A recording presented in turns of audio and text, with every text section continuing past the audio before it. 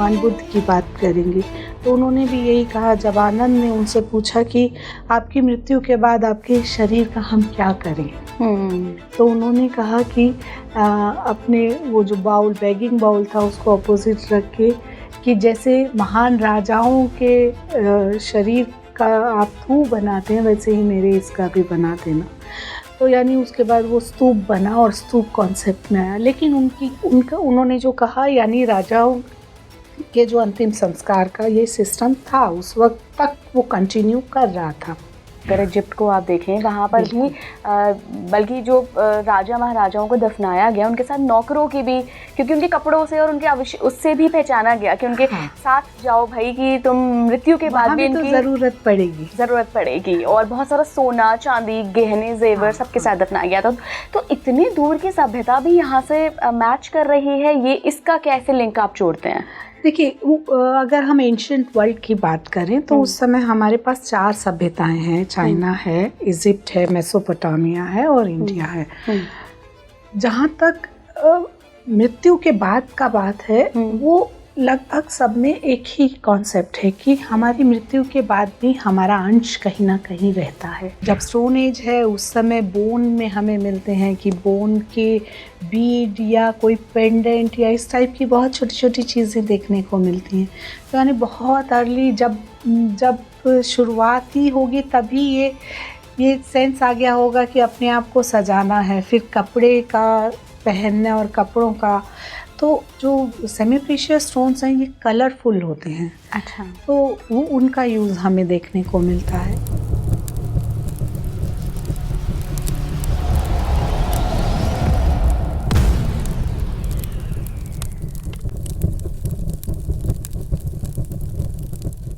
भारत के इतिहास को अगर आर्कियोलॉजिकल सर्वे ऑफ इंडिया में मिले अवशेषों से जोड़कर देखें तो ये बहुत रोमांच पैदा करता है। कहीं मिले परमाणु हथियार, कहीं रथ, तो कहीं मिले तमाम अवशेष ये बताते हैं कि हमारी सभ्यता कितनी पुरानी है, उस काल में क्या कुछ हुआ करता था। हाल ही में मिले अवशेषों ने तो यहाँ तक बताया कि 2500 साल पहले हम बहुत ही एडवांस थे, बहुत उन्नत तकनीकों का इस्तेमाल करते थे। तो आज का ये पॉडकास्ट अब बहुत इंटरेस्टिंग होने वाला है, क्योंकि आपको ले चलेंगे हम हिस्ट्री एंड कल्चर के उस सफ़र पर जहाँ बात होती है ऐसी सभ्यताओं की कि वो कहाँ से जन्मी, कैसे आगे बढ़ी और कैसे विलुप्त हो गई। नमस्कार इंडिया, आप देख रहे हैं स्पीकिंग ट्री का खास शो टाइमलेस सागा, जहाँ बात होती है हिस्ट्री एंड कल्चर पर। मैं हूँ उला गोस्वामी और आज मेरे साथ बहुत खास मेहमान जुड़ रही हैं। आज आर्कियोलॉजिकल सर्वे ऑफ इंडिया की रीजनल डायरेक्टर अरविंद मंजुल मेरे साथ होंगी। उनसे पूछेंगे तमाम ऐसी साइट्स के बारे में, आर्कियोलॉजिकल सर्वे जहाँ हुए, ऐसे एक्सकवेशन के बारे में जहाँ बहुत सारी चीज़ें मिली हैं जो हमारी हिस्ट्री को बताती हैं, हमारे इतिहास पर एक बहुत ही पैनी नज़र डालती हैं। बहुत बहुत स्वागत है मैम। मैम, आप एंटिक्विटी की डायरेक्टर बनाई गई हैं अभी रिसेंटली, तो ये क्या डिपार्टमेंट है, कैसे काम करता है? और एंटिक्विटी की बात करें तो बहुत सारी चीज़ें हैं इसमें कवर होती हैं, जो किन किन एंटिक्विटीज़ को आप वापस लेके आई हैं, आप सब कुछ बता दीजिए हमारे दर्शकों को। अभी मैंने कुछ समय पहले ही डायरेक्टर एंटिक्विटी में ज्वाइन किया, जैसा आपने कहा। और एंटिक्विटी का डायरेक्टर एंटिक्विटी पूरी कंट्री में एंटिक्विटी से रिलेटेड जितने मैटर्स होते हैं उन सबको डील करते हैं। तो उसमें यहाँ पर अगर कुछ एंटिक्विटी से रिलेटेड मैटर है या रजिस्ट्रेशन है, लाइसेंस है, ये सब इसके अंतर्गत आते हैं। इसके अलावा अगर हमें बाहर से कुछ जो हमारी पहले धरोहर बाहर चली गई है, एंटिक्विटीज़ बाहर चली गई हैं, उनको लेकर आना है, वो भी इसी में हम लोग डील करते हैं। और अभी पिछले महीने वर्ल्ड हेरिटेज कमेटी मीटिंग में हम लोगों ने एक एग्जीबिशन भी लगाई थी, जिसमें पुनर्वापसी यानी जो ऑब्जेक्ट बाहर चले गए थे उनमें से कुछ विशेष ऑब्जेक्ट को हमने इसमें डिस्प्ले किया था। तो यहाँ मैं बताना चाहूँगी कि 1976 से अभी तक हमने 358 हमारे एंटिक्विटीज़ को हम बाहर से वापस लेकर आए हैं। और इसमें इंटरेस्टिंग फैक्ट ये है कि 1976 से 2013 तक हम 13 ऑब्जेक्ट लेकर आए बस जी। और 2014 से लेकर 2024 तक हम लोग जो बाकी के ऑब्जेक्ट है 345 वो हम लाए हैं। अच्छा मैम, इन जो आपने पूरा आंकड़ा बताया कि इतने ऑब्जेक्ट्स आप वापस लेके आए, रीसेंट पे चलते हैं 2014 से अभी तक में जो ऑब्जेक्ट्स वापस आए हैं उनमें आपको क्या लगता है कि सबसे बेहतरीन जो मतलब इंडिया की धरोहर हैं, ऐसे तो सारे ही ऑब्जेक्ट्स होंगे बट कुछ के बारे में अगर आप बात करें जो किसी बहुत पुराने काल को दर्शाते हों, जो बहुत इंटरेस्टिंग काल को दर्शाते हो, एकदम रोमांच से भर दें, ऐसे किसी ऑब्जेक्ट के बारे में बात करिए। इसमें बहुत सारे ऑब्जेक्ट हैं जो कि हमारे 2014 से अभी तक आए हैं और जैसा आप कह रही हैं मैं बात करूं तो उसमें नटराज है,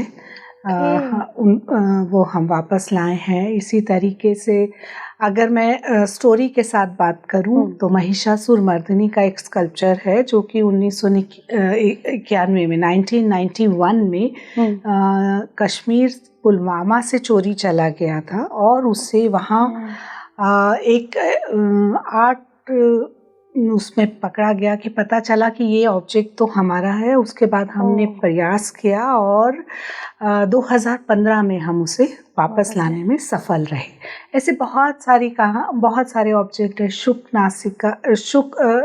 शुक नायिका है, पैरेट लेडी, ये कनाडा से हम वापस लाए। इनकी क्या कहानी है पैरेट लेडी? ये खजुराहो के एक मंदिर से चोरी चली गई थी। बाद में हमने कोशिश की, हमारी सरकार ने कोशिश की और फिर कनाडा के प्राइम मिनिस्टर ने हमारे माननीय प्रधानमंत्री जी को इसको वापस किया जी।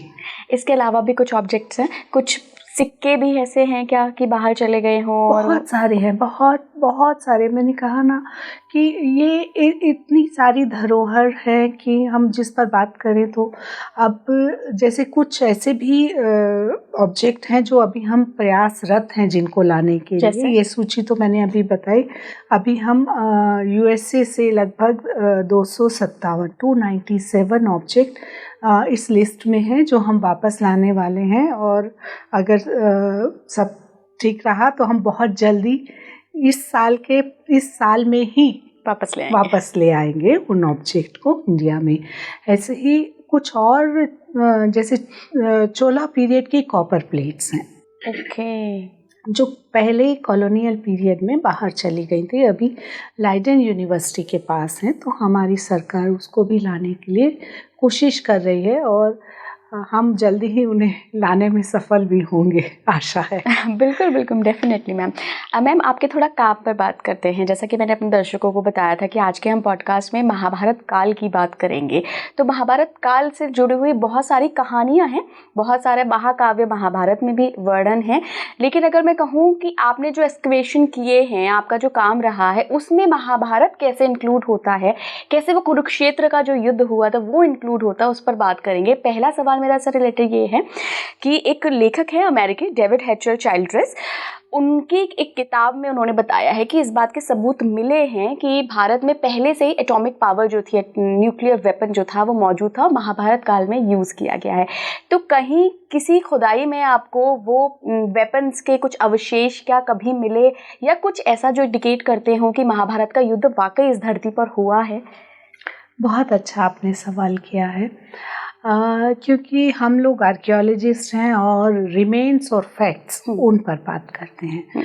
तो महाभारत युद्ध वो एक है जो कि किसी एक स्पेशल काल में हुआ होगा, लेकिन हुआ तो है, तो उसके अवशेष भी होंगे, हथियार भी होंगे। जिन लोगों ने वो युद्ध किया उन लोगों के बारे में भी हमारे पास इंफॉर्मेशंस हमारी उसमें दबी होंगी। तो इस क्रम में मैं बताऊंगी कि हम लोग एक एक्सकवेशन कर रहे थे सनौली। उस एक्सकवेशन में मेनली हमने बरियल साइट एक्सकवेट की और उन बरियल्स में, क्योंकि जितना भी इंफॉर्मेशन होता है दो तरीके की साइट्स होती हैं, हैबिटेशनल और बरियल साइट्स। हैबिटेशनल यानी जहाँ पर वो लोग रहते होंगे, उनका नगर था। बरियल यानी जहाँ पर उन्हें दफनाया गया। तो जहाँ नगर में या घर में या हाउसेस में जहाँ वो रहते हैं, वहाँ एक के बाद दूसरा तीसरा, और बेटे उसके फादर के घर के ऊपर ही बेटे ने बनाया और फिर बना, तो उसमें वेरियस हमें कल्चरल लेयर्स मिलती हैं और एक ही कल्चरल लेयर में सब लेयर्स मिलती हैं। लेकिन अगर हम यहाँ बात करें बरियल में, तो बरियल वन टाइम एक्टिविटी होती है जिसमें कि आप एक ही बार में एक आदमी को लेकर गए, उसके लिए एक गड्ढा खोदा, उसको तैयार किया, क्योंकि बरियल का मतलब है हम आफ्टर लाइफ में विश्वास रख रहे हैं, तो वो सारी चीज़ें उनके साथ रखी और उन्हें दबा दिया। क्या सारी चीज़ें रखी? जैसे हम अब क्या होता है, जहाँ हम आफ्टर लाइफ की बात करते हैं तो ये विश्वास होता है कि हम यहाँ के बाद भी कहीं पर रहेंगे। पुनर्जन्म नहीं, आफ्टर लाइफ मतलब यहाँ अगला जन्म भी नहीं, इस जन्म के बाद जब हमारी आत्मा कहीं जाएगी तो उसे वहाँ भी उन चीज़ों की ज़रूरत पड़ेगी। तो ये हुआ बिलीफ और आफ्टर लाइफ का। अब वहाँ ज़रूरत पड़ेगी तो वहाँ के लिए वही सारी चीज़ें हम रखते हैं, हम खाने का सामान रखते हैं, हम कपड़े रखते हैं, वो जो चीज़ इस्तेमाल में लाते थे वो चीज़ रखते हैं। और वो आपको मिली? हाँ बिल्कुल। अब जैसे आप बात करते हैं कि अगर एक वॉरियर होगा, एक योद्धा होगा, तो उसके बरियल में क्या होना चाहिए? उसका भाला, उसके हथियार होने चाहिए, वेपन्स। उसके वेपन्स के अलावा उसकी और जो ज़रूरत के सामान है वो होने चाहिए। एकदम सेम हमें सनौली बरियल में जब हमने बरियल एक्सकवेट किया तो हमें तलवार मिली, हमें वहाँ पे तीर और धनुष मिले, पॉइंट्स मिले, हमें हेलमेट मिले, हमें कवच मिला, कवच और ढाल मिली जो हाथ में पकड़ के लड़ना है। अब तलवार में भी वेरियस वैरायटी की तलवारें थी, ब्लेड सोर्ड थी, एंटीना सोर्ड्स थी, तो ये सारी चीज़ें दिखा रहे। और इसके अलावा कॉम था, मिरर था, तो बहुत सारी चीज़ें थी। पॉट्स थे, उन पॉट्स में लिक्विड रखने के, जो नैरो नेक पॉट होते हैं कि लिक्विड के लिए यूज़ किए गए होंगे, और वाइड माउथ बड़े बड़े स्टोरेज पॉट, शायद गेहूँ या चावल या दालें या कुछ भी जो उनके खाने की सामग्री है वो रखकर उनके साथ रखी गई थी। तो उनकी ज़रूरत के सारे सामान हमें वहाँ पर मिलते हैं। साथ में ज्वेलरी भी, जो भी पहन, जैसे एक बरियल में हमें आर्मलेट मिला सेमी प्रीशियस स्टोन्स का। तो ऐसे सारी चीज़ें। अब हम इन्हें योद्धा इसलिए कह रहे हैं क्योंकि बरियल में रखा गया था वेपन्स, उनकी ढाल, उनके तीर, उनकी कमान, उनकी तलवारें। फिर मैम इसको आपने महाभारत काल से कैसे जोड़ा? अब देखिए, जब हम कल्चरल लेयर्स की और आर्कियोलॉजी की बात करते हैं तो महाभारत काल वो काल है जबकि एक युद्ध हुआ था। तो युद्ध हुआ था यानी कि लोगों के पास युद्ध की सब चीज़ें, और महाभारत में बहुत डिटेल से बताया है कि कर्ण ये थे, अर्जुन धनुर्धर थे, कर्ण धनुर्धर थे, अलग अलग योद्धा अलग अलग वेपन से लड़ते थे, युद्ध कला की अलग अलग फील्ड में एक्सपर्ट थे, यानी वेपन्स में भी वैरायटी थी। अब अगर हम अपनी कल्चरल लेवल्स में देखते हैं तो हमें एक तरफ हड़प्पन्स दिखते हैं, इंडस वैली सिविलाइजेशन, जहाँ पर हमें वेपन्स के नाम पे स्पेयर्स मिलते हैं और एरोज मिलते हैं। इससे ज़्यादा हमें कुछ तलवारें या ढाल या इस तरह की कोई और चीज़ हमारी किसी साइट से रिपोर्टेड नहीं होती हैं। उसी के कंपैरिजन में हम सनौली को लेकर आते हैं जहाँ पर हमें ये मिलते हैं। अच्छा, ये मैंने बात की। और इससे भी जो सबसे स्पेशल चीज़ चैरियट यानी रथ। तो हमें हमारे उसमें 3 चैरियट जो कि फुल साइज कंप्लीट चैरियट, ऐसा नहीं कि चैरियट का मॉडल है या छोटे उसको रखा, ऐसा नहीं है, कंप्लीट चैरियट हमें मिले हैं 3। तो आपके पास सब चीज़ें हैं एक युद्ध की तरफ बताने के लिए, और जिस पीरियड की हम बात कर रहे हैं वो ऑलमोस्ट वही पीरियड रहा होगा। ये बागपत में आता है सनौली। ये बागपत। और युद्ध कुरुक्षेत्र में जो दस्तावेज बताते हैं वो युद्ध कुरुक्षेत्र में, दोनों की दूरी लगभग कितनी है? बहुत ज़्यादा दूरी नहीं है। यमुना के उस तरफ थोड़ा दूर पर जाने पर कुरुक्षेत्र है और इस तरफ सनौली होगा। तो ये अब लेकिन बदल बात गया है नहीं सारा। नहीं, देखिए दूरी से बात नहीं है, बात है कि युद्ध जब भी होगा वो हैबिटेशन से थोड़ा हट के होगा, क्योंकि वो बड़े लेवल पर लड़ा जाएगा। आप सिर्फ इसकी बात करती हैं, यहाँ तक कि अभी तक भी जो पानीपत में के युद्ध हुए उसमें भी दिल्ली से भी राजा पानीपत जा रहा है और अफगान भी पानीपत आ रहे हैं। राइट, मतलब वहाँ फाइट कर रहे हैं। तो उनको एक मैदान ग्राउंड चाहिए जहाँ वो युद्ध कर सके। तो ऐसा नहीं है कि युद्ध कहीं भी शुरू हो जाएगा। मुझे एक और क्यूरियोसिटी है मेरी कि हम सिनौली को जब देखते हैं, बरियल साइट है, वो एशिया की सबसे बड़ी बरियल साइट है आई थिंक। अगर हम माइथोलॉजी देखें या महाभारत काव्य देखें या सनातन सभ्यता देखें तो हमारे यहाँ बरियल का कॉन्सेप्ट नहीं था। हमारे यहाँ तो अंत्येष्टि की जाती थी, जलाते थे शवों को बच्चों के अलावा। तो वो थोड़ा सा कॉन्ट्रडिक्शन नहीं मिलता है? ऐसा बिल्कुल भी नहीं है। आप देखेंगे तो हमारे यहाँ तीनों तरह की परंपराएं दिखती हैं और हमें भी सनौली में इसके एविडेंसेस मिलते हैं। यानी एक है जिसमें कि आपको बरीड करना है, बॉडी को दफनाना है। एक है जिसको जला के और उसके जो रिमेन्स हैं उनको दबा देना है।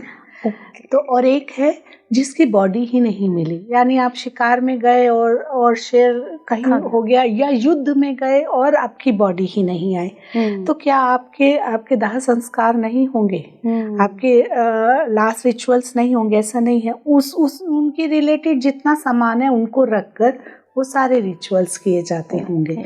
तो यहाँ भी सनौली में भी हमें ये सिस्टम दिखता है।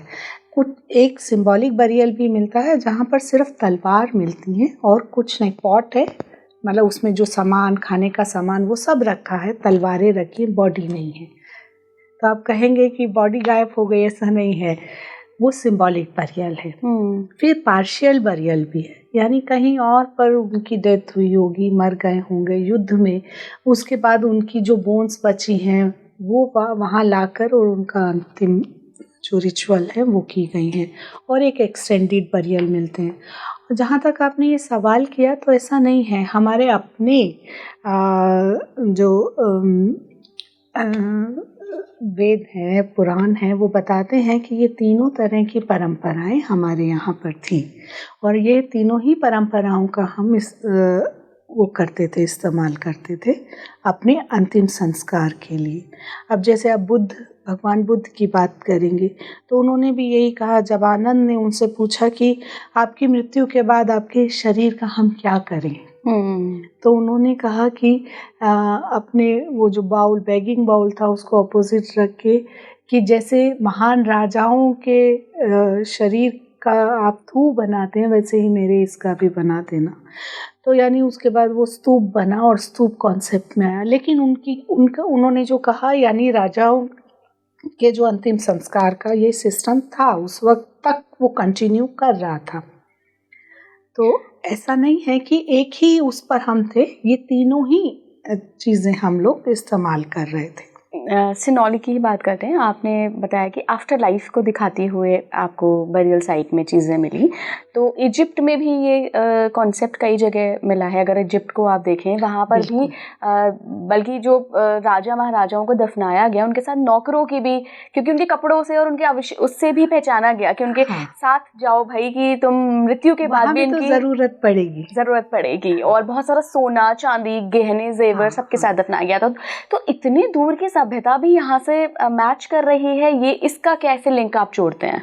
देखिए, अगर हम एंशिएंट वर्ल्ड की बात करें तो उस समय हमारे पास 4 सभ्यताएं हैं। चाइना है, इजिप्ट है, मेसोपोटामिया है और इंडिया है।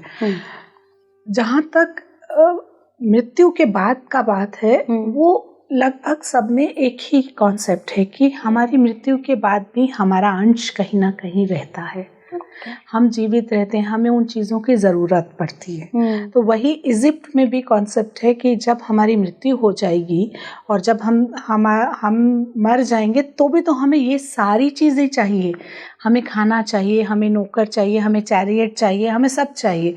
इसीलिए उनके कपड़े, जूते, चप्पल, चैरियट, ऑर्नामेंट्स, फूड, हर चीज़, यहाँ तक कि नौकर और कभी कभी तो एनिमल्स उन सबको उनके साथ बरी किया गया। जैसे सनौली का भी मैं एक एग्जांपल दूंगी कि एक बरियल से हमें इंटरेस्टिंगली कैट बरियल भी मिला।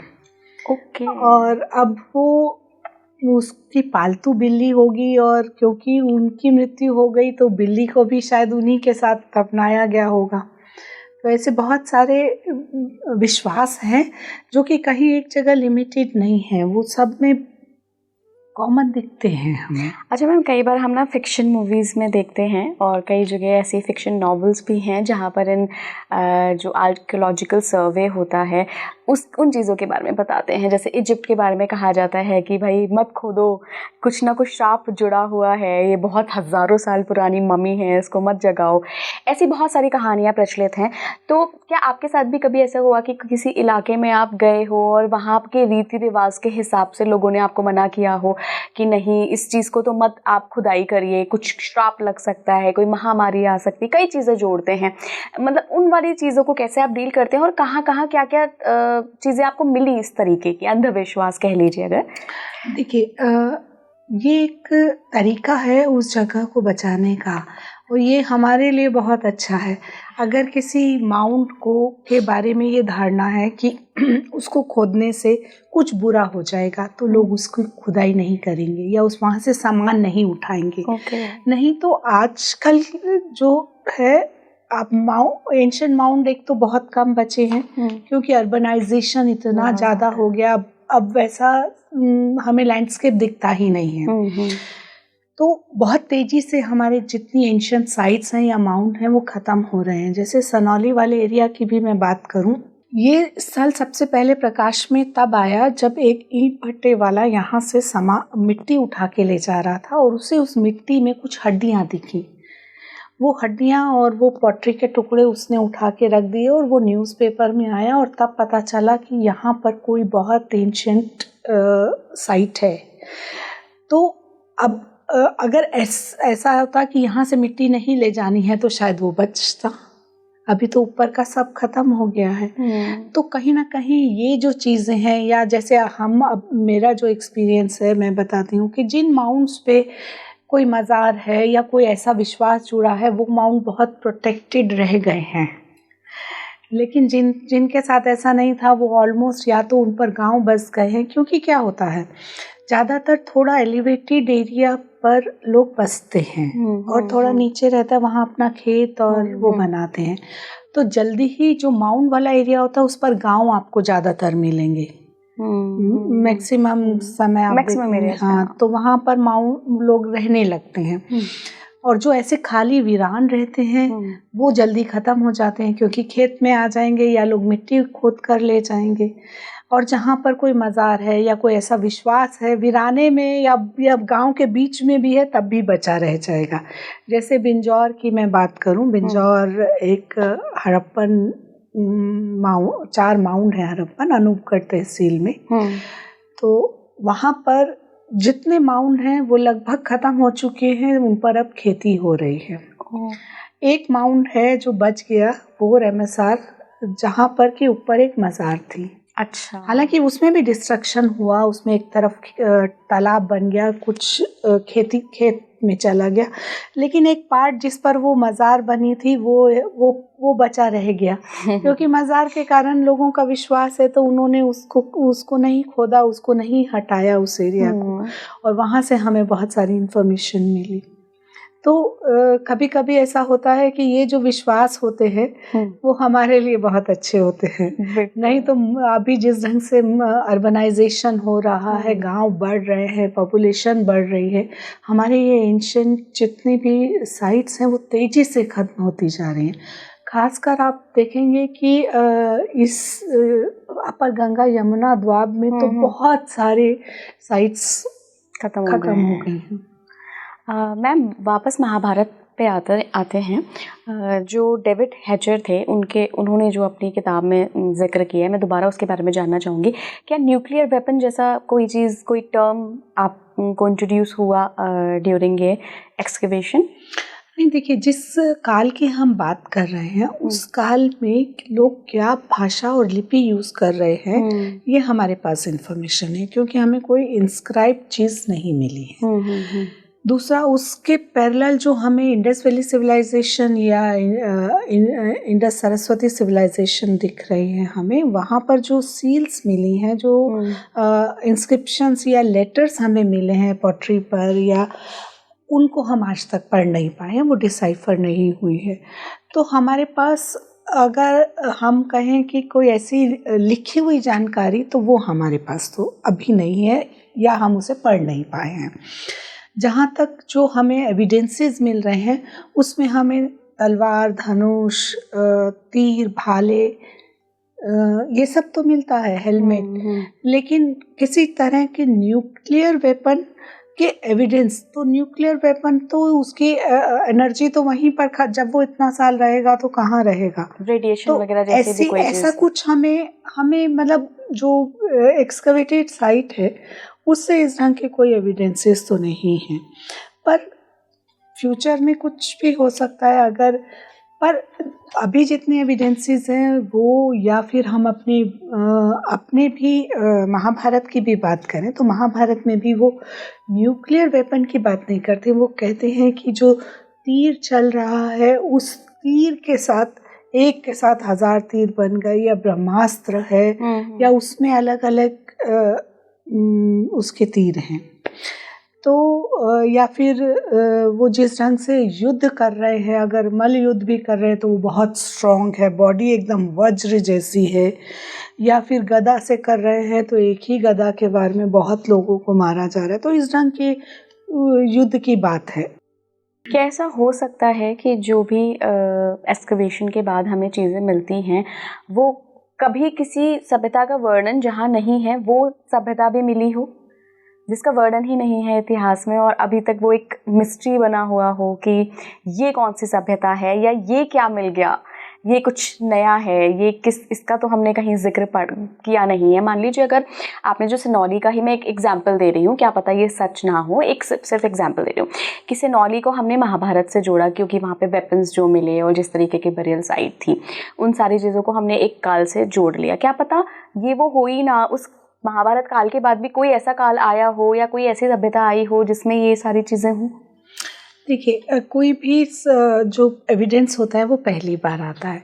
जैसे 1922 में जब हम लोग हड़प्पा मोहनजोदारो की खुदाई कर रहे हैं, तब हमें जो खोद रहे हैं उनको नहीं पता है कि वो कितनी महान सभ्यता, या हमारे भारत के इतिहास को कितना पीछे ले जाने वाले हैं। उससे पहले तो हम बुद्ध तक ही अपने आप को मान रहे थे कि बस वहीं से हमारा भारत का इतिहास शुरू होता है।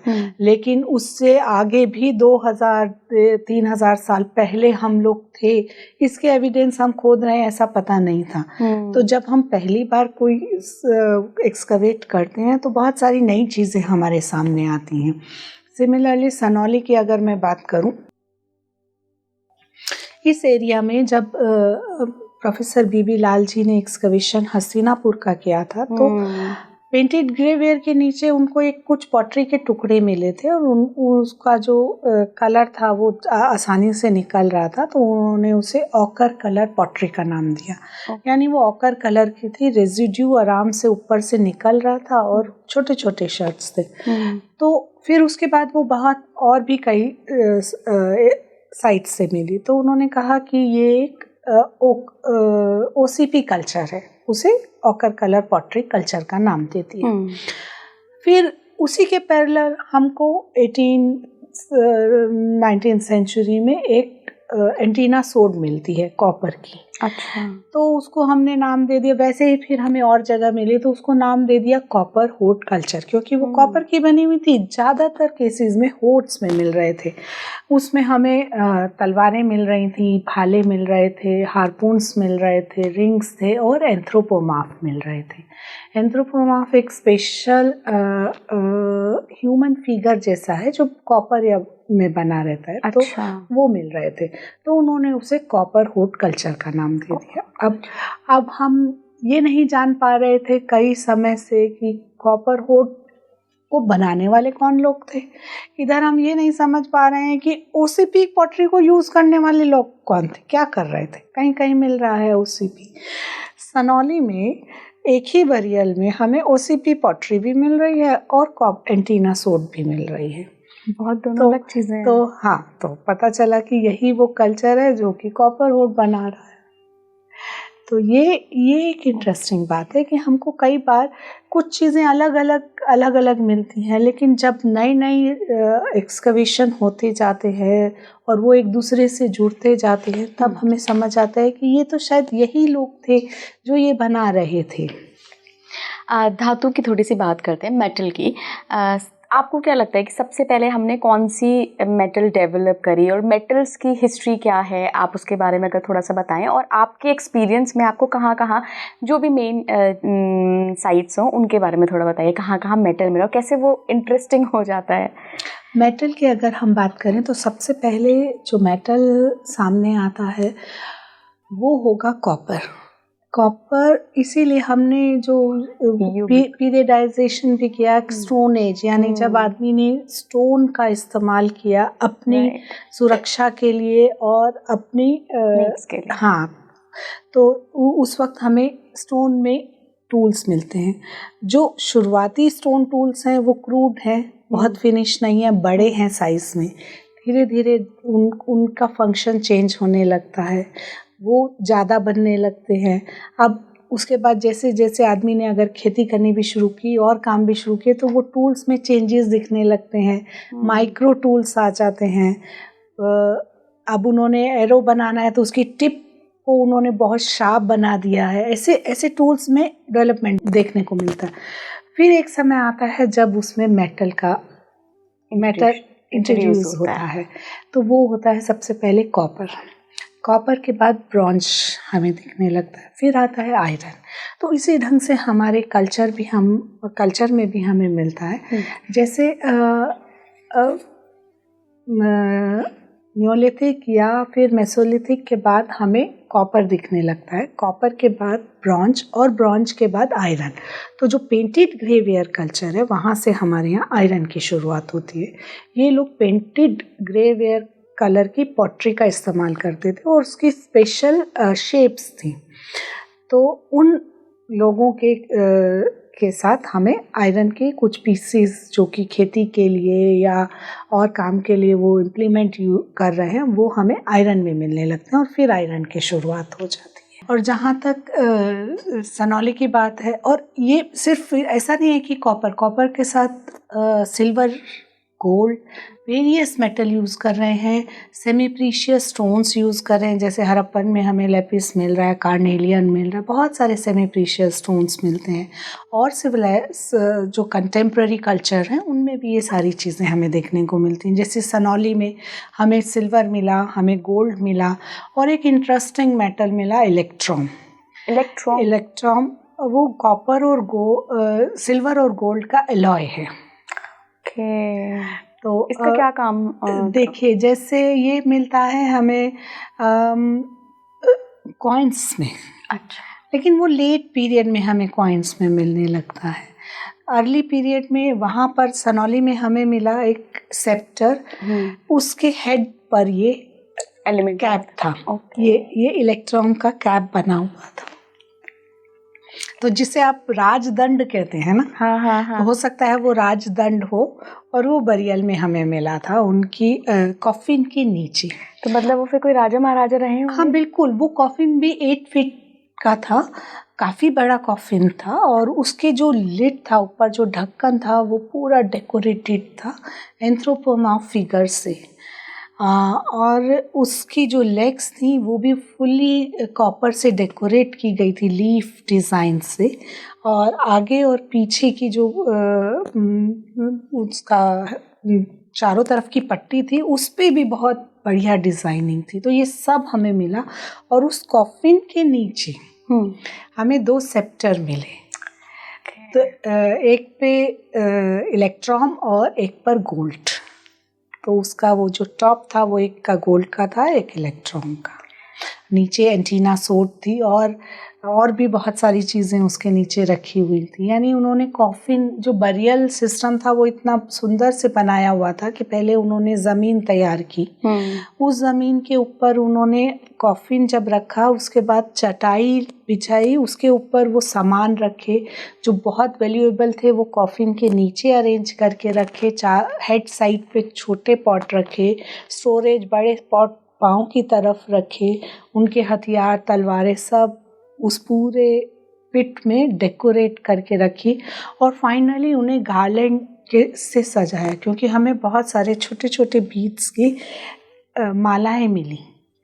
हर सारी स्टोरी मतलब आपको एज इट इज मिली, या आपने मतलब छोटी छोटी चीजों से आपने अंदाजा लगाया कि अच्छा ये माला मिली है, इसके बीट्स मिले हैं तो ये बड़ा इंटरेस्टिंग है। देखिए, जब हम एक्सकवेट करते हैं ना, एक्सकवेशन एक्चुअल में है डिस्ट्रक्शन, साइंटिफिक डिस्ट्रक्शन। एक बार मैंने जो खोद दिया वो निकल गया, अब उसके बाद उसको आप रिट्राइव नहीं कर सकते, वापस नहीं ला सकते। तो जो एक बार निकल गया वो निकल गया, वो ख़त्म हो गया।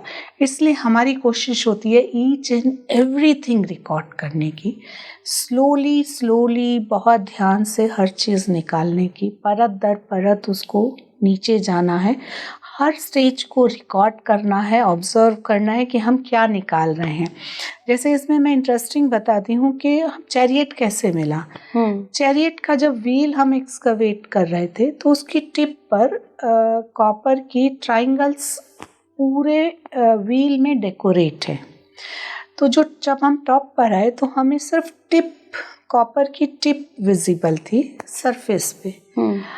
अब उस टिप को अगर आप हर वर्टिकल ले जाएंगे तो आप टिप फाइनली निकाल के अलग रख लेंगे डिब्बी में कि ये एक ऑब्जेक्ट मिला है। अच्छा, उस स्टेज में ही आपको सोचना होता है कि अगर ये ऐसे एक एंगल जैसा कुछ आ रहा है, ये क्या हो सकता है, कहीं लगा होगा, लगा ऐसे हवा में खड़ा है, लगा है, क्या है। तो उस वक्त आपको कैसे करना है, उसको वर्टिकली उसके साइड में जाना है, हॉरिजॉन्टली जाना है, कैसे करना है, कैसे एक्सकवेट करना है। यही एक आर्कियोलॉजिस्ट बताता है कि कितना वो कितना ऑब्जर्व कर पाता है, कितने उसके साथ अपने आप को अटैच करके विजुलाइज कर पाता है।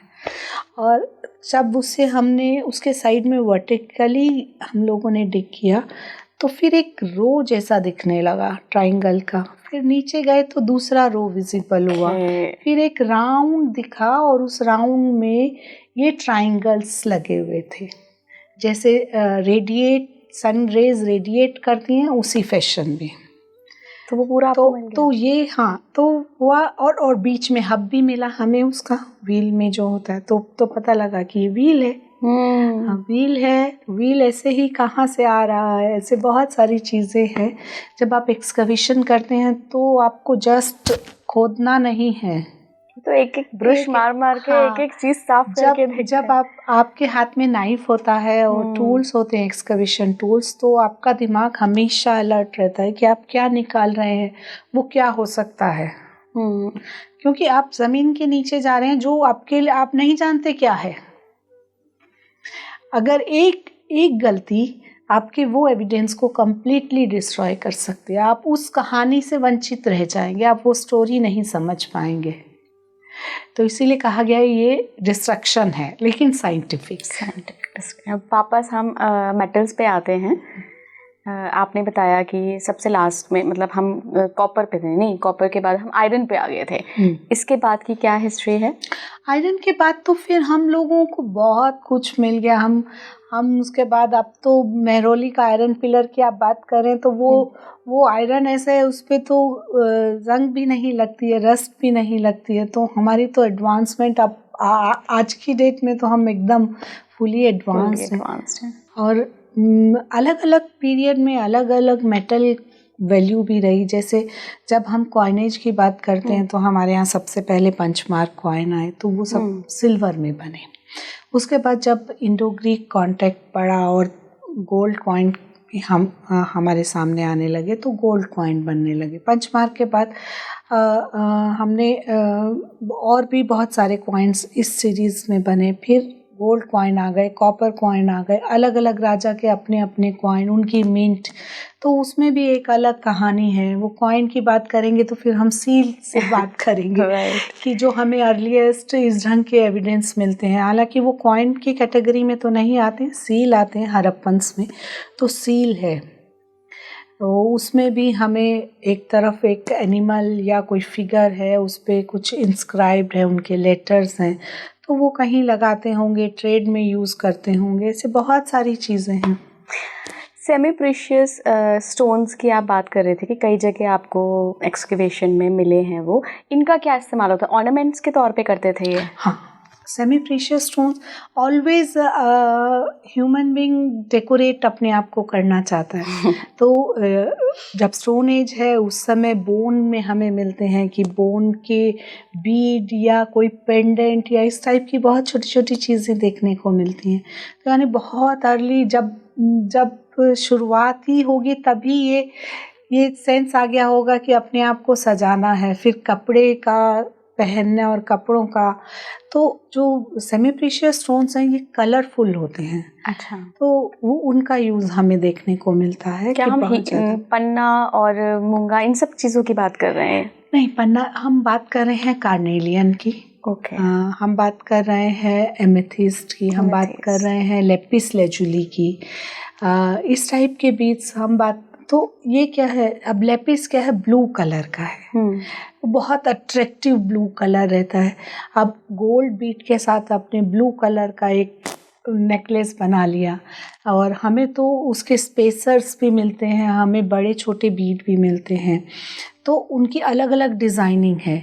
सोने के बीच में आपने लाल रंग का मूंगे का इसका कार्नेलियन के बीट्स लगा दिए।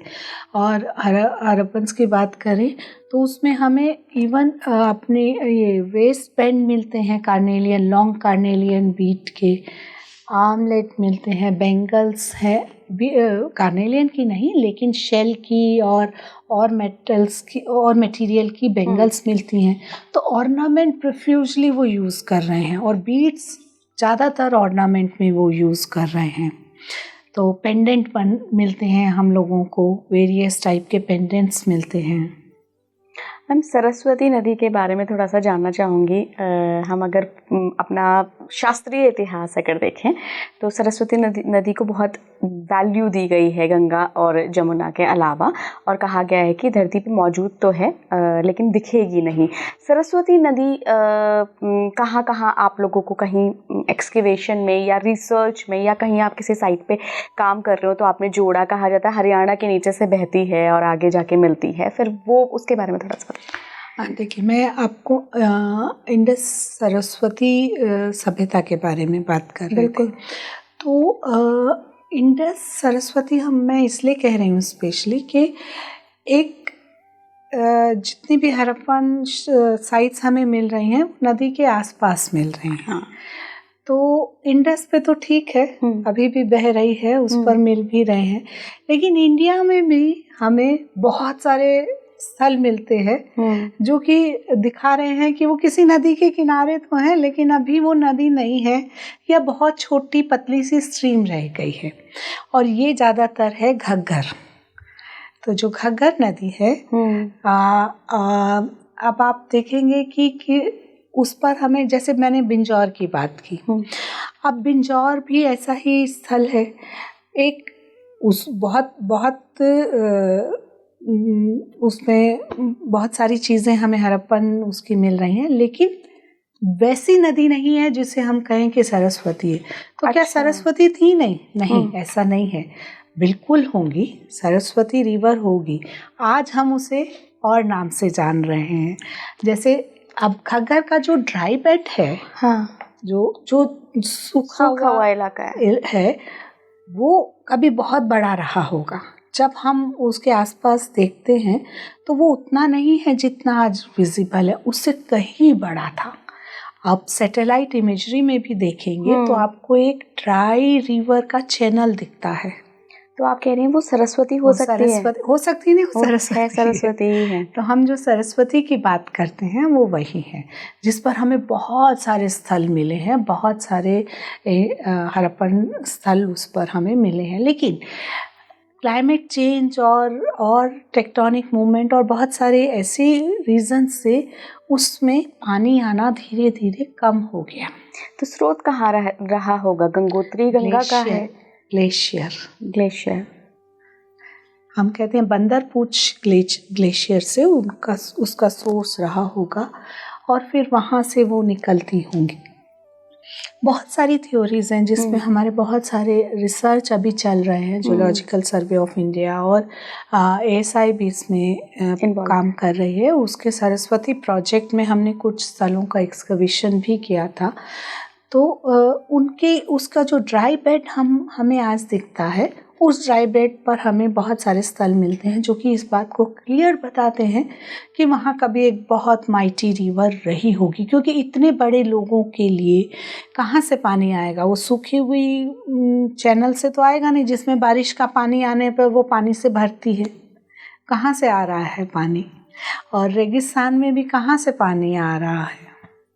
तो नदी तो बिल्कुल, पर अभी के उसमें हमें वो उतनी माइटी या वैसे उस पर नहीं दिखती हैं, लेकिन वो ड्राई चैनल हमें विजिबल है। मैम, हम बिंजौर के बारे में बात कर रहे थे, आपका ही वर्क है ये, इसके बारे में बताइए, क्या क्या मिला आपको वहाँ से? बिंजौर हमारी जैसे मैंने बताया कि इंडिया की तरफ से लास्ट हड़प्पन साइट है। ये यहाँ 4 और भी साइट्स थी जो कि अभी नहीं है, अभी वो ऑलमोस्ट डिस्ट्रॉय हो गई हैं। सिर्फ एक यही माउंट बचा है जिस पर कि एक मज़ार थी, जिसके कारण ये बच गया। जब इस स्थल को एक्सकवेट हमने किया तो हमें यहाँ से 250 फायर प्लेसेस मिले। फायर प्लेसेस यानी जो बड़ी छोटी हर्थ मिली, अलग अलग तरह की फर्नेस थी, उसमें बड़ी हर्थ थी, पॉट हर्थ थी, छोटी थी। तो जब हम एक्सकवेट कर रहे थे तो समझ नहीं आ रहा था ये हमें क्या मिल रहा है। तब एक ट्रेंच में हमें पूरा एक छोटा सा टैंक मिला जो बर्न ब्रिक की इनकेसिंग के साथ था। एक प्लेटफॉर्म मिला, एनविल मिला, स्मॉल चर्ट वेट्स मिले, कुछ छोटी छोटी चीजल्स मिली, हर्थ मिली, जो इंडिकेट कर रही थी कि किसी क्राफ्टमैन का वर्कशॉप है ये। तो और जो अलग अलग हर्थ थी, अलग अलग हर्थ से हमें अलग अलग तरीके की चीज़ें मिल रही हैं। जैसे कुछ हर्थ के पास हमें बीड्स मिले, कुछ के पास कॉपर पीसेस, कॉपर के वो मिले, कुछ स्टेटाइट जैसा मटेरियल मिला जो स्ट्रॉन्ग वाइट क्ले था वो मिला, कुछ इंटरलिंक्ड हर्थ थी, एक से दूसरी जुड़ी हुई हर्थ थी, कुछ छोटी सी, जैसे आज भी आप देखते हैं सुनार क्या करते हैं, एक छोटा सा वो बनाते हैं, छोटी सी अंगीठी जिसमें कि वो मुंह उसमें गरम कर करके वो काम करते हैं। तो बहुत छोटी सी अंगीठी उसके लिए काफ़ी है, उसका काम चल जाएगा। वहीं आप लोहार के पास जाएंगे तो उसके पास आपको एक दूसरे ढंग की हर्थ मिलेगी, फायर प्लेस, ज़मीन में रख के उसमें जो फायर है वो उसकी डिग्री ज़्यादा होनी चाहिए। ऐसे ही अलग अलग जगह आपको अब अगर छोटा काम कर रहे हैं तो छोटी हर्थ में हो जाएगा। अगर आपको कॉपर को गलाना है तो उन हर्थ से काम नहीं चलेगा, आपको प्रॉपर फर्नेस चाहिए। हमें फर्नेस भी मिली, हमें किल्स मिली पॉटरी बनाने के लिए। तो कुल मिला के जो हमने बहुत छोटा सा, मतलब पूरे माउंट का अगर मैं कहूँ तो 20-25% पार्ट को ही एक्सकवेट किया था और उसमें हमें लगभग 250 हर्ट्स मिली, अलग अलग स्टेजेस में, अलग अलग ढंग की, जिनमें शेप अलग था, साइज़ अलग था, उनमें मिलने वाला आसपास जो सामान मिल रहा था वो भी अलग था। यानी वो बहुत बड़ा एक कोई क्राफ्टमैन का विलेज था। बिंजौर एक्चुअल में एक क्राफ्टमैन का विलेज था जो कि अलग अलग तरीके के चीज़ें बना रहे हैं। तो इस स्थल के एक्सकवेशन से बहुत सारी चीज़ें समझ में आई कि ऐसा नहीं है जो हड़प्पन्स में हमें सामान दिख रहा है, जो वैरायटी के ऑब्जेक्ट मिल रहे हैं, जो अलग अलग ढंग के कॉपर की स्टाइलस भी है, पिन्स भी हैं, बहुत कुछ मिल रहा है। यानी कि उसके लिए भी एक अलग गांव होगा जो कि सिर्फ यही सारे काम कर रहे होंगे। और सिर्फ इतना ही नहीं, बिंजौर में हमें सील्स मिली। सील्स जो कि ठप्पा लगाने के काम में आती हैं। तो यहाँ से हमें सीक्वेंस मिला सील का। सीक्वेंस इन द सेंस कि जो सबसे पहले बटन सील मिली बहुत छोटी, जिसमें कि सिर्फ सिंबल था। पेंडेंट सील मिली जिसमें कि 3 सिंबल थे। पेंडेंट की तरह पहनने के लिए चकोर पीस जैसा इस्तेमाल होता था। फिर हमें मिली जो कि मैच्योर हड़प्पन में सील मिलती हैं, जिसमें एक यूनिकॉर्न है और ऊपर उसके लेटर्स हैं, जिसके पीछे बड़ा बॉस है। फिर हमें सिर्फ लेटर वाली सील मिली और बाद में सिर्फ टेराकोटा सील मिली, यानी स्टेटाइट से शुरू होकर टेराकोटा तक वेरियस, जो कि ये दिखा रहा है कि ये गांव बहुत पहले से यही काम करता रहा होगा और बहुत पहले से बसा होगा। यानी बिंजौर करीब 1000 साल तक वहाँ पर लोग रहते रहे, जो कि शुरुआत में छोटा होगा, बाद में बड़ा हुआ, ज़्यादा लोग उसमें आ गए और काम करने लगे। तो उसमें लोग रह भी रहे हैं और ऐसे सामान भी बना रहे हैं।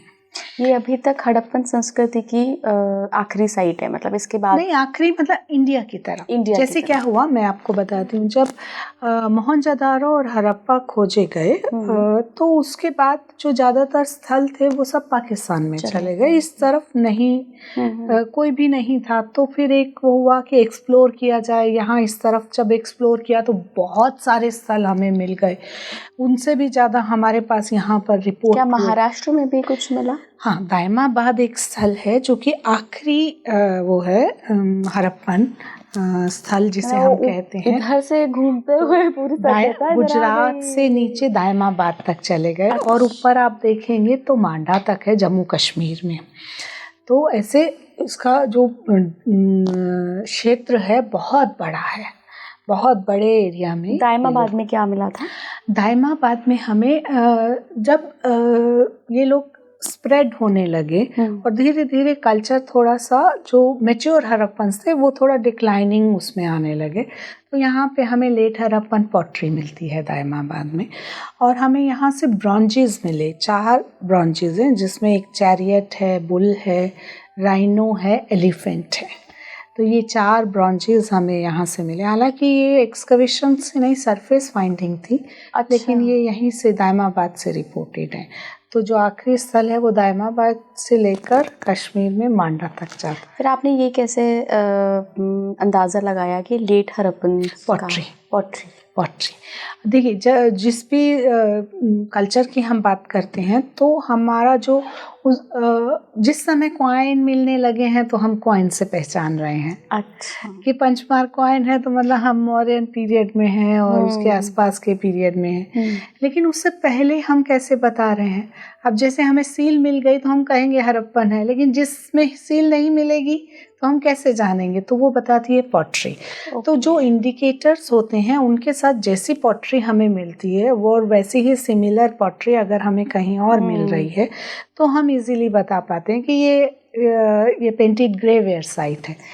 तो जैसे पेंटेड ग्रेवेयर साइट में अगर उसकी पॉटरी को हटा दिया जाए तो आप उसको वो वैसे ही रेडवेयर है जो कि कॉमनली मिलता है हमको, आयरन के जो पीसेज हैं वो मिल रहे हैं, तो कैसे बताएंगे कि ये पेंटेड ग्रेवेयर? पर उसकी जो स्पेशल पॉटरी है उससे बताएंगे। हाँ। अच्छा मैम, पॉटरी की बात हो रही है तो क्या कभी आपको ऐसे कुछ इंस्टीट्यूशन वाली पॉटरी भी मिली? जैसे कि मान लीजिए अभी ये कप ही यहाँ रखा है, हमने इस पर अपनी कंपनी का नाम लिख दिया, या हम घर पे कप्स बनाते हैं उसमें अपने हस्बैंड वाइफ की फ़ोटो लगा लेते हैं। मान लीजिए आज से 1000 साल बाद ये मिले तो एक इंस्टीट्यूट को बताएंगे कि अच्छा ये एक फैमिली का कप है, ये इसमें चाय पीते थे, या एक कंपनी का कप है। तो वहाँ उन पॉटरी में आपने क्या सिमिलैरिटीज़ ढूंढी? सिमिलैरिटीज़ तो नहीं कहेंगे, क्या वेराइटी आपने ढूंढी? बिल्कुल, देखिए पॉटरी बहुत बड़ा है। आपने जो बात कही तो उसका सबसे बड़ा एग्जाम्पल हमारे यहाँ अरिकामेडू एक साइट है। सॉरी, अरिकामेडू साउथ में है। उसका एग्जांपल मैं इसलिए दे रही हूँ कि वहाँ हमें एम्फोराज मिले, जो रोम से आते थे, वाइन और ऑयल के पॉट, और उन पे स्टैम्प भी है। तो हम एग्जैक्ट उसको बता सकते हैं कि ये 24 BC या 13 AD का पॉट है, क्योंकि वो इंस्क्राइब्ड है। तो उससे हमें ये पता चल रहा है, उसकी वो जो टिपिकल शेप है उससे पता चल रहा है। इसके अलावा और अगर हम देखें तो जैसे हमारी जो अर्लीस्ट हमें जो हड़प्पन पॉटरी मिलती है उस पे हमें ग्राफिटी मिलती है। ग्राफिटी मतलब कुछ लेटर्स लिखे हुए हैं। अब वो लेटर हालांकि हम वो अभी तक डिसाइफर नहीं कर पाए, इसलिए बता नहीं सकते कि वो नाम लिखा है या क्या लिखा है, लेकिन हमें ग्राफिटीज मिलती हैं, जो कि ये भी हो सकता है कि वो क्लैन या फैमिली को बताते हों, या फिर उस पर्टिकुलर पॉटर को बताते हों जो उस टाइप की पॉटरी बना रहे हैं। उन्होंने अपना नाम या अपना जो मार्कर है वो उस पे डाल दिया है। तो ये भी हो सकता है कि वो उस पॉटर का मार्क हो। तो ये जो ग्राफिटीज़ हैं ये हमें पॉटरी में मिलती हैं, शेप्स मिलते हैं, कई बार इंस्क्रिप्शन भी मिलते हैं, इंस्क्राइब्ड भी मिलते हैं। मैम, आपकी दूसरी साइट के बारे में बात करते हैं, मनेर के बारे में। क्या कुछ हुआ, कैसे शुरुआत से एक बार बताइए। हाँ, मनेर मैंने एक्सकवेट किया जब मैं पटना एक्सकवेशन ब्रांच में पोस्टेड थी। तो वहाँ की जो मेरा टेन्योर था उसमें वहाँ जितने भी स्थल थे चालकोलिथिक पीरियड में, मैंने उससे पहले कोलवा में काम किया था। अच्छा। तो उसी के सीरीज़ में मैं चाहती थी कि कोई ऐसा जिसमें कि मुझे डिटेल से सिर्फ चालकोलिथिक पीरियड की डिटेल मिले, और उसमें मनेर को मैंने एक दिन हम लोग मनेर, वहाँ दरगाह है मनेर शरीफ, तो वहाँ पर वो हमारा प्रोटेक्टेड मॉन्यूमेंट पे है। तो जब उस मॉन्यूमेंट पे मैं गई तो वहाँ पास में ही माउंट था। तो जो आर्कियोलॉजिस्ट की आदत होती है कि मॉन्यूमेंट से ज़्यादा हम लोग साइट में इंटरेस्ट लेते हैं, तो मॉन्यूमेंट तो मैंने देखा, लेकिन उसके साथ साथ मैं माउंट पर चली गई। माउंट पर बहुत सारी मुझे पॉटरी दिखी, हालांकि वो थिकली पॉपुलेटेड है, पूरा गांव बसा है, बहुत कम जगह है जहाँ पर आप काम कर सकते हैं। तो वहाँ से कुछ पॉटरी मैंने कलेक्ट की और देखा कि हाँ ये तो बहुत इंटरेस्टिंग है, और बहुत बड़ा लेवल दिख रहा था, विजिबल था। तब आके मैंने डिटेल उसमें देखा कि पहले भी पटना यूनिवर्सिटी ने वहाँ काम किया था और बहुत थिक डिपॉजिट था। उसके बाद मैंने पटना यूनिवर्सिटी में जो मेरे परिचित थे उनसे बात की कि मुझे उसका सामान देखना है, क्या था, उसकी चीज़ें देखनी है, लेकिन अनफॉर्चुनेटली मैं कुछ भी नहीं देख पाई, क्योंकि वो उन्हें ट्रेस नहीं हुआ, ना पुराने रिकॉर्ड्स वो ट्रेस कर पाए। सिर्फ एक आर्टिकल मुझे मिला जो कि बता रहा था कि लगभग 3-3.5 मीटर का एक डिपॉजिट वहाँ है, जो कि चालकोलिथिक का। तो मेरा इंटरेस्ट और इंक्रीज हो गया कि इतना बड़ा इसमें दिखा रहे हैं, तब तो बहुत इंटरेस्टिंग होगा। उसके बाद मैंने वहाँ पर, क्योंकि एक्सकवेशन से पहले आपको लाइसेंस लेना होता है, मैंने लाइसेंस के लिए अप्लाई किया, लाइसेंस मुझे मिल भी गया। मैं दोबारा मनेर गई, वहाँ पर बहुत रिक्वेस्ट करके गांव वाले से कहा, उसने अपना आंगन का एक बहुत बड़ा एरिया उसके पास था, उसने मुझे कहा हाँ ठीक है, हम आपको ये एक्सकवेशन के लिए दे देंगे। दोबारा मैं अपनी टीम के साथ जब गई तो उसने कहा नहीं, हम अपने आंगन में खोदने नहीं देंगे आपको, क्योंकि वो एरिया प्रोटेक्टेड लिमिट से बाहर का था, मतलब जो हमारे कंट्रोल एरिया से बाहर का प्राइवेट लैंड था। तो उसे हम फोर्स तो नहीं कर सकते थे, रिक्वेस्ट कर सकते थे। दोबारा मैंने कहा, उसने कहा कि नहीं हम नहीं देंगे। अब वो स्थिति में मेरे लिए बहुत मुश्किल हो गया। फिर मैंने दोबारा पूरा माउंट का सर्वे किया, पूरी टीम ने सब जगह से देखा कहाँ हमको मैक्सिमम, एक्चुअल में हमारा एम होता है मिनिमम एक्सकवेशन और मैक्सिमम एविडेंसेस, तो वो मैं चाह रही थी, लेकिन वहाँ मुझे मौका नहीं मिला। तब एकदम कॉर्नर का पेरिफेरी में एक खेत वाले ने मुझे कहा कि ठीक है, मैं आपको अपने खेत में काम करने दूंगा, लेकिन 10 मीटर से ज़्यादा का एरिया नहीं दूंगा। अच्छा। तो उतना छोटा सा उस पर मैंने कहा कि चलो ठीक है, मुझे अगर जो एविडेंसेस लेने, कुछ तो शुरुआत की जाए, बाद में कन्विंस करेंगे, उनको भी कन्विंस करेंगे, हो सकता है वो हमें अलाउ कर दें। और तब फिर वो 10 मीटर में मैंने एक 4 जो हम ब्लॉक्स बनाते हैं, एक्सकवेशन का एक सिस्टम है कि उसको हम proper inch by inch record करते हैं। तो उसको एक प्रॉपर ब्लॉक बनाते हैं, उसका सर्वे करते हैं, सर्वे के बाद ट्रेंचिंग करते हैं, थ्रेडिंग करते हैं, और एक ट्रेंच के हम 4, जैसे 10 बाय 10 मीटर का एक ट्रेंच है तो उसके हम 4 पार्ट कर देते हैं। 4.25 का एक ब्लॉक लेकर उसमें हम उसका भी मैंने फिर नेक्स्ट हाफ किया और वहाँ मैंने एक्सकवेशन शुरू किया। तो मैंने टोटल 10 मीटर भी नहीं लिया, उससे भी कम एरिया में ही एक्सकवेशन किया। और जिस समय मैं एक्सकवेशन करना चाहती थी उस समय वहाँ क्योंकि कुछ रिलीजियस इशू हो गए थे और उसके कारण वो 1 महीना में काम भी नहीं कर पाई एरिया सिलेक्शन के बावजूद। तो ये सब चीज़ होने के कारण मैं फरवरी के एंड में जाके एक्सकवेशन शुरू कर पाई, जो जबकि सीजन खत्म हो जाता है। क्योंकि जब धूप तेज होती है तब आप बहुत देर तक काम नहीं कर सकते। तो आइडियल सीजन होता है नवंबर, दिसंबर, जनवरी, फरवरी, ये आप कंफर्टेबली इनमें काम कर पाते हैं। उसके बाद धूप तेज होने लगती है, थोड़ा मुश्किल होता है, चीज़ें भी उतनी क्लियर नहीं दिखती हैं। तो फरवरी एंड में मैंने काम शुरू किया और थोड़ा सा सोचा कि चलिए जो विजिबल है उसके साथ लिया जाए। तो जो सेक्शन कटिंग थी उस सेक्शन कटिंग के साथ ही मैंने ट्रेंच लिया, ताकि जो ऊपर के पीरियड हैं वो सेक्शन में विजिबल हो जाए। ऐसे एक कटिंग था माउंट उसमें, उस एरिया में एक कोने में, तो उससे मैंने रिक्वेस्ट करके वो कोना लिया। तो उसने ऊपर वाला मुझे उसमें दिख गया और फिर यहाँ पर मैंने एक्सकवेशन किया हॉरिजॉन्टल। तो मुझे ऊपर के भी लेवल मिल गए और नीचे के भी मिल गए। तो उस एक्सकवेशन में जब मैं कर रही थी काम, तो एनबीपी लेवल पर जब मैंने एक्सकवेशन का मैं उस लेवल पर आई तो एक पॉट मिला मुझे, जो कि ऑलरेडी ऊपर से ब्रोकन था। उस पॉट में कुछ इंगॉट्स दिख रही थी, मेटल इंगॉट्स दिख रहे हैं, स्मॉल इडली शेप की, और ऑलमोस्ट वही साइज भी था उनका। तो जब पहली बार लिया बहुत हैवी था, तो लगा लेड है शायद, और यही सोचकर हमने उससे जो फर्स्ट रिकॉर्डिंग की, क्योंकि फर्स्ट रिकॉर्डिंग साइट पर होती है, तो वो लेड के साथ हमने उसकी रिकॉर्डिंग की और रिकॉर्ड कर कर उसे ले आए। उस बीच में मेरा उसके बाद वहाँ से ट्रांसफ़र हो गया। मैं रिपोर्ट का काम शुरू करती उससे पहले ट्रांसफ़र हो गया। यहाँ आकर मैंने वो काम किया, और जब मैं रिपोर्ट लिख रही थी तो उस बीच में मैंने जब वहाँ कांटेक्ट किया और वहाँ के उससे ऐसे कहा कि मुझे उसका सैम्पलिंग भी करवानी है। जब उसकी सैम्पलिंग की तो पता चला ये सिल्वर है। तो वो सिल्वर इंगॉट थी और 31 पीसेस वो सिल्वर इंगॉट्स के थे, और टोटल 11.5 kg की वो रिकवरी थी। हाँ, ओह माय गॉड, सिल्वर था उतने छोटे एरिया में। हाँ, एक छोटे पॉट में ही था, और एरिया भी बहुत ज़्यादा नहीं था। पर मुझे मतलब मैं थोड़ा वो हुई निराश कि मुझे थोड़ा और मौका मिलता तो मैं उसे आगे ले जा सकती थी। हो सकता है कि उसके पास ही मिंट एरिया हो। तो ये कौन से काल को दिखा रहा था आपने? ये मौर्यन काल, हम अगर ऐसे कहें तो मौर्यन पीरियड में मुझे ये इंगॉट्स मिली थी।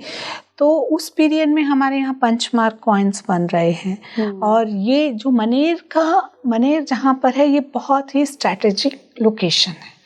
एक तरफ गंगा है और एक तरफ सोन है। उन सोन और गंगा के कॉन्फ्लुएंस पर ये मनेर बसा है। साउथ से जितना कुछ आ रहा है वो सोन से आ रहा है, नॉर्थ ईस्ट और वेस्ट से जो आ रहा है वो गंगा से लिंक है, और थोड़ा आप आगे जाएंगे तो फिर ऊपर नॉर्थ बिहार भी उससे कनेक्ट हो रहा है। और अगर हम इसकी और उसी काल की और साइड्स देखें तो नदी के दूसरी तरफ हमें चिरांद, एक सेम कल्चर की चालकोलिथिक साइट है, वो हमें है एकदम ऑपोजिट साइड में। तो मनेर की जो लोकेशन है वो बताता है कि वो अपने समय में एक बड़ा टाउन रहा होगा उस समय में, और ट्रेड से कनेक्ट होगा, क्योंकि नीचे वाले से जो आ रहा है और ईस्ट वेस्ट जो आ रहा है वो इसी सेंटर पे कंट्रोल हो रहा ट्रेडिंग होगा। होती होगी ऐसे। हाँ, तो ये एक ट्रेड सेंटर रहा होगा और ये हो सकता है इन इनगॉट से कॉइन्स ही बन रहे हो, तो कहीं ना कहीं आसपास में मिंट एरिया होगा। ओके। तो ये बहुत इंटरेस्टिंग है। मैं बहुत ज़्यादा उस काम को आगे नहीं बढ़ा पाई, लेकिन हाँ, क्योंकि ये तो एक कॉन्टिन्यूस प्रोसेस है। अभी जब नेक्स्ट किसी को मौका मिलेगा और वो अगर कर पाएगा तो मनेर में ये सारी चीज़ें हेल्प करेंगी उनको ये देखने के लिए। अच्छा मैम, ऐसा नहीं होता कि आपको कोई बहुत बेहतरीन चीज़ मिल गई फिर छोटे से एरिया में, उसके बाद फिर मन करता होगा यार कि थोड़ा तो और करने दो ना, खोदने दो थोड़ा सा और, कुछ क्या पता कुछ बहुत ही फैंटास्टिक मिल जाए। ये लालच कभी खत्म नहीं होता है। जब हम काम कर रहे होते हैं और एक समय आता है, जैसे अप्रैल मई का समय आता है, बहुत तेज धूप होती है, तो आपको समझ नहीं आता है कि आप कैसे बैठेंगे, लेकिन आपका इंटरेस्ट है कि आप तब भी काम करना चाहते हैं। बहुत मुश्किल से हम अपने आप को समझाते हैं नहीं अगली बार काम करेंगे। जैसे मैं एक वो बताती हूँ कि सनौली में जब हम सनौली का एक्सकवेशन बहुत लेट स्टार्ट किया हमने। उसका एक कारण था कि जब हमने आसपास के वो एरिया को एक्सप्लोर किया तो एक खेत में हमें कुछ तांबे के कुछ टुकड़े दिखे और एक दो पॉटशर्ट्स भी दिखे। तो जो लोकल गांव वाले थे उन्होंने भी बताया कि इस खेत से मिलता रहता है और पहले भी कुछ कुछ मिलता रहा है।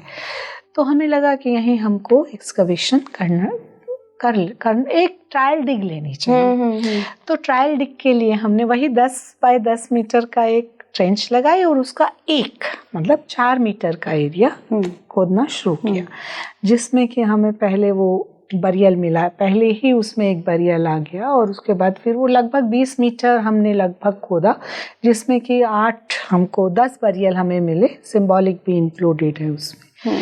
तो सनौली में एक दिन जब हम एक्सकवेशन कर रहे थे जी, तो थोड़ा सा बादल थे, तो काम शुरू करके काम करते गए तब तक बादल हट गया, धूप आ गई, पता नहीं चला कब धूप आ गई। लेबर वो जब अम्ब्रेला लेकर आया लगाने वाला, तब पता चला अरे धूप थी। तो जब आप काम करते हैं तब आपको पता नहीं रहता। पैशन है, ये पैशन है। तो जब आप काम करेंगे तो ये सारी चीजें कुछ भी मायने नहीं रखती। बिल्कुल मजा आ गया मैम, काफी सारी, मतलब मुझे तो ऐसे जब आपने वो कहानियां तो नहीं कहेंगे, फैक्ट बताने शुरू किए कि ऐसे ऐसे हम खोदते हैं और क्या क्या मिला, तो मतलब मेरे सामने पूरा एक्चुअली मैंने इमेजिन कर लिया कि वो कितना एक्साइटिंग मोमेंट रहा होगा कि आप इतने 1000 साल पहले की सभ्यता को डिस्कवर कर रहे हैं आज के दौर में। Thank you so much ma'am हमारे शो में शामिल होने के लिए। आपकी अगर कोई क्वेरी है तो आप मुझे कमेंट बॉक्स में बताइए। जुड़े रहिए स्पीकिंग ट्री के साथ। नमस्कार।